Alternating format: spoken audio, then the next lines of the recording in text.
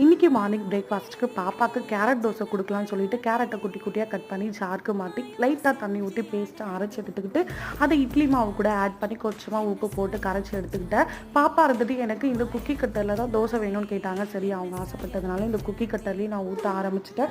பாப்பா இன்னைக்கு மார்னிங்கே ரொம்ப எந்தூசியாஸ்டிக்கா இருந்தாங்க. என்னன்னு கேட்டா, ஆரஞ்சு கலர் தோசை, நான் ஹார்ட் ஷேப்பு, சர்க்கிள் ஷேப்லலாம் தோசை சாப்பிட போறேன்னு சொல்லி ரொம்பவே ஜாலியா இருந்தாங்க. ஸோ என்னோட பொண்ணு கேரட்டா இருக்கட்டும், பீட்ரூட்டா இருக்கட்டும், இந்த மாதிரிலாம் எதுவுமே சாப்பிட மாட்டாங்க. நான் அவங்களுக்கு தெரியாம இந்த மாதிரி தோசையா அதை வந்துட்டு அவங்களுக்கு செஞ்சு கொடுத்துருவேன். ரொம்ப கலர்ஃபுல்லா இருக்கு, ஷேப் வேற அப்படின்னு சொல்லிட்டு அவங்களும் ஜாலியா சாப்பிட ஆரம்பிச்சிருவாங்க. அதுவும் இல்லாம அந்த மாதிரி ஸ்மெல் வந்து கேரட் ஸ்மெல் எதுவுமே வந்துட்டு இந்த தோசையில வராது. ரொம்பவே சூப்பரா இருக்கும்.